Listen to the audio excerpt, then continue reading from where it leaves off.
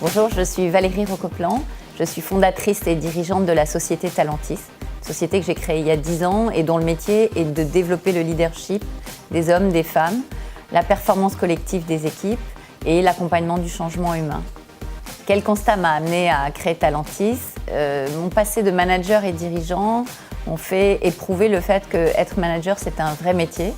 Être leader, c'est difficile, compliqué. Ça requiert par moments un petit peu d'accompagnement, de conseils, de feedback de son environnement. Et qu'une clé était de vraiment bien se connaître pour développer un leadership performant.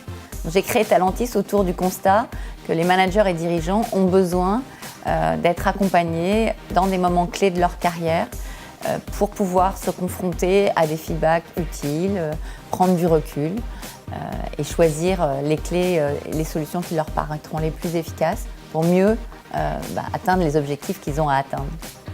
C'est quoi un bon leader ? C'est une vaste question.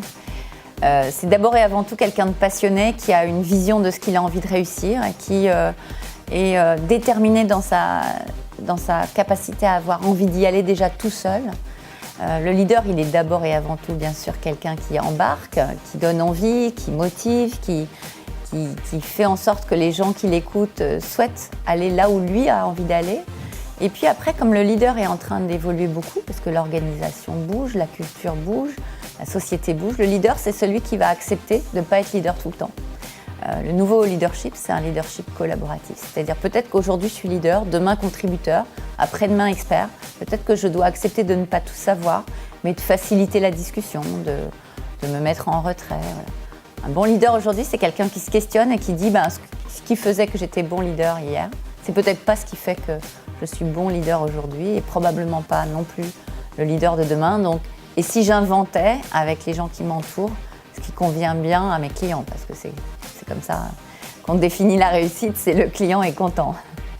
J'ai écrit « Oser être la chef » en partant du constat que beaucoup d'hommes osent être chefs sans se poser de questions, avec une notion assez positive de l'ambition, de la carrière, et que beaucoup de femmes, alors qu'elles sont talentueuses et compétentes, hésitent à certains moments de leur carrière à dire « est-ce que j'ai vraiment envie de m'exposer ? Est-ce que j'ai vraiment envie d'avoir des responsabilités ? Est-ce que si j'en ai envie, j'accepte le regard social d'une femme qui a de l'ambition, une femme qui a de l'autorité ?» Voilà, donc « Oser être la chef », c'est un livre qui accompagne les femmes dans leur réflexion autour des permissions qu'elles doivent se donner pour être juste elles-mêmes et faire ce dont elles ont envie, ce qui les motive, ce qui les passionne, qu'elles se donnent le droit de faire ce qui les intéresse en fait. Si je devais passer un message sur le leadership et sur la mixité, puisque c'est aussi pour ça que je suis venue aujourd'hui, c'est dire, mesdames et messieurs les managers, soyez très attentifs aux stéréotypes qui piègent vos décisions quand vous recrutez, quand vous promouvez, quand vous êtes en train de prendre une décision fondamentale sur un des talents de votre entreprise.